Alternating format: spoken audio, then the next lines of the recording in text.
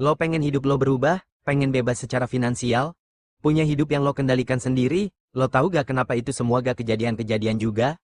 Bukan karena lo gak mampu, bukan karena lo kurang pintar. Tapi karena satu hal kecil yang nahan semua potensi lo. Lo takut disalahin, takut gagal, takut dimarahin. Takut kelihatan bego, takut keputusan lo ternyata salah. Padahal, selama lo takut disalahin, lo akan terus diem di tempat.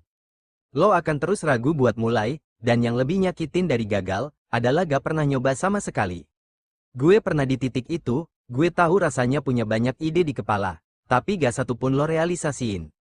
Karena lo nunggu orang lain setuju, nunggu validasi. Nunggu waktu yang sempurna, yang sebenarnya gak akan pernah ada.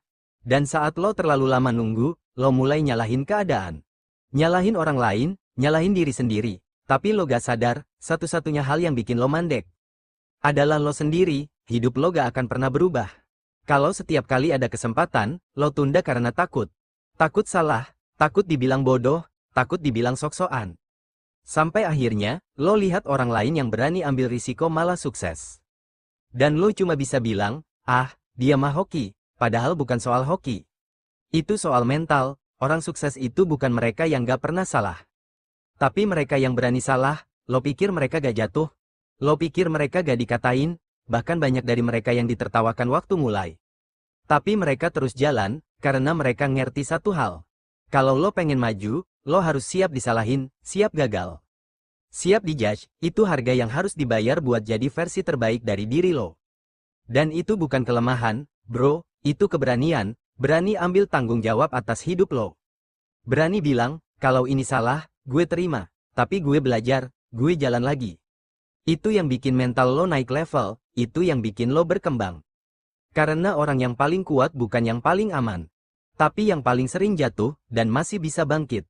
Gue tahu ini gak gampang, kadang lo ngerasa sendirian. Gak ada yang ngerti perjuangan lo, gak ada yang dukung lo. Tapi justru di situ ujian sebenarnya, lo cukup gak sih buat percaya sama diri lo sendiri, bahkan ketika gak ada satu orang pun yang percaya? Lo punya impian, lo punya harapan, tapi semua itu cuma jadi angan-angan kalau lo gak mulai ambil langkah. Langkah pertama mungkin bikin lo goyah, langkah kedua bikin lo jatuh. Tapi langkah ketiga bisa jadi awal dari perubahan besar dalam hidup lo. Jangan biarin rasa takut nahan potensi lo, takut disalahin, gak apa-apa. Takut gagal, wajar, tapi jangan sampai itu bikin lo diem. Karena kalau lo diem, gue jamin, 5 tahun ke depan, hidup lo masih di tempat yang sama. Dan saat lo lihat orang lain udah jauh melangkah, lo cuma bisa bilang, andai waktu itu gue berani. Jangan sampai hidup lo dipenuhi kata, andai, isi hidup lo dengan kata, akhirnya gue berani.